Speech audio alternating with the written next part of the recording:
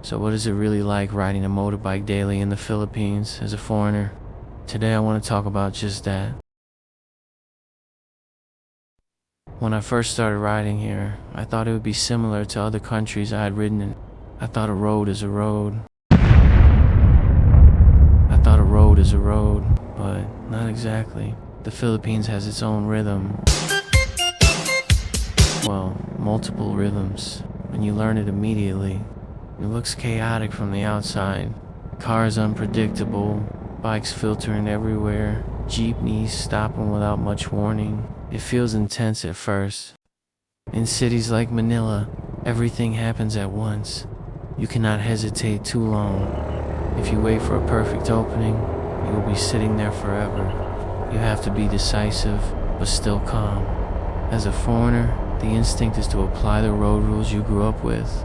Strict lanes, clear right-of-way, predictable behavior. Here, the rules exist, but they are more flexible in practice. Instead of relying only on signs and signals, you start reading people. You watch shoulders move, heads turn, wheels angle slightly. Riding becomes less about lines on the road and more about awareness. At first, that can be stressful. Your brain is working overtime. You feel like you need eyes everywhere. But slowly, something shifts. You stop fighting the flow and you begin to move with it. One thing I noticed is that Filipino drivers are actually very adaptive. It may look aggressive, but a lot of it is negotiation. Everyone is constantly adjusting to everyone else. As a foreigner, once you understand that it is a shared space, not a rigid system, it starts to make more sense. You learn to communicate through movement. Another big part of riding here is how social it feels. Back home, I could ride for hours and barely speak to anyone. Here, that almost never happens. Every time I stop for fuel or grab a drink at a small roadside store, someone usually starts a conversation. Where are you from? How do you like the Philippines? Where are you heading? Being a foreigner on a motorbike makes you visible. People are curious, but in a friendly way. Riding becomes more than transport. It becomes connection. There is also a deep motorbike culture here. For many people, bikes are not weekend toys. They are daily tools for work, family, deliveries, and long commutes. That changes the mindset. You are not just another hobby rider. You are sharing the road with people who depend on their bikes to support their families. It makes you more respectful. You realize this is not a playground. It is real life for millions of riders around you. Now let's talk about the challenges.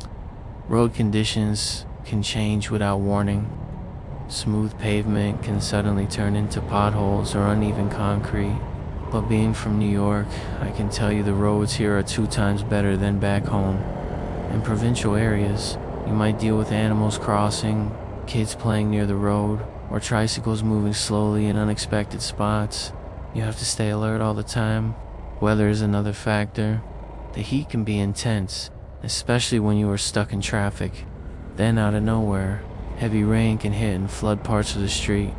As a foreigner, you would learn quickly to carry basic rain gear and to plan loosely.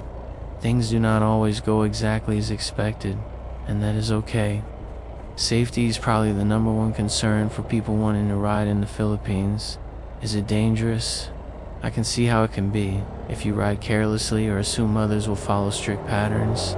The key lesson I learned is to ride defensively. Assume you are invisible. Assume someone might change lanes without signaling. That mindset keeps you sharp, but at the same time, I do not ride in constant fear.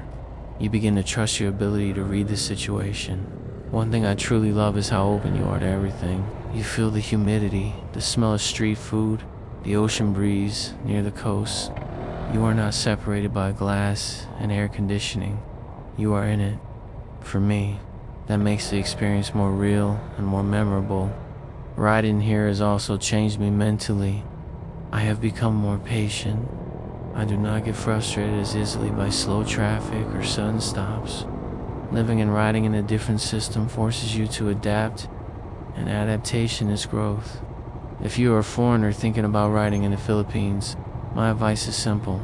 Respect the culture, observe before you act, and do not come in with the attitude that your way is better. For me, Riding here is not just about exploring places. It is about learning how to exist in a different rhythm. And that rhythm, once you understand it, is something really special. Thanks for riding with me today.